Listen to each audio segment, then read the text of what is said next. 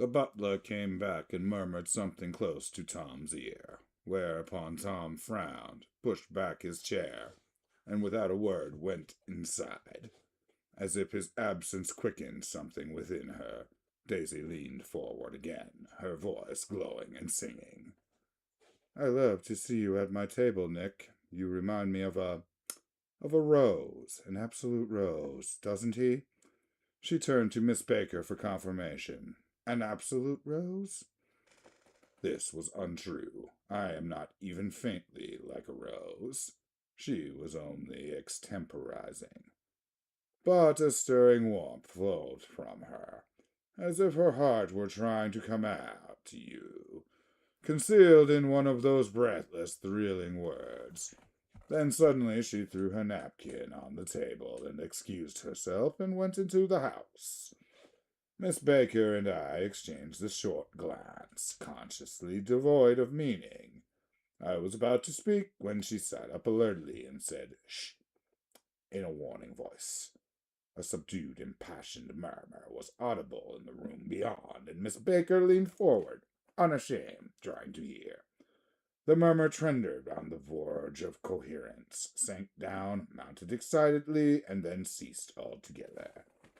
"This Mr. Gatsby you spoke of is my neighbor," I said. "Don't talk. I want to hear what happens." "Is something happening?" I inquired innocently. "You mean to say you don't know?" Miss Baker, honestly surprised. "I thought everyone knew." "I don't." "Why?" she said hesitantly. "Tom's got some woman in New York." "Got some woman?" I said blankly. Miss Baker nodded.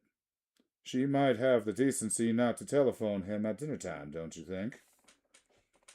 Almost I had grasped her meaning. There was the flutter of a dress and the crunch of leather boots.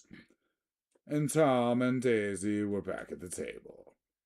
"It couldn't be helped," cried Daisy with tense gaiety. She sat down, glanced searchingly at Miss Baker, and then at me, and continued. "I looked outdoors for a minute, and it's very romantic outdoors. There's a bird on the lawn. That's what I think must be a nightingale come over the Canard or White Star Line. He's singing away." Her voice sang. "It's romantic, isn't it, Tom?" "Very romantic," he said, and then miserably to me, "If it's light enough after dinner, I want to take you down to the stables." The telephone rang inside, startlingly, and as Daisy shook her head decisively at Tom, the subject of the stables, in fact, all subjects vanished into air. Among the broken fragments of the last 5 minutes at the table, I remember the candles being lit again, pointlessly, and I was conscious of wanting to look squarely at everyone, and yet to avoid all eyes. I couldn't even guess what Daisy and Tom were thinking, but I doubt even Miss Baker, who seemed to have mastered the certain hardy skepticism, was able to utterly put his fifth guest's shrill metallic urgency out of mind. To a certain temperament, the situation might have seemed intriguing. My own instinct was to telephone immediately for the police.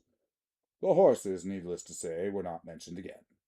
Tom and Miss Baker, with several feet of twilight between them, strolled back into the library, as if to vigil beside a perfectly tangible body, while trying to look pleasantly interested and a little deaf.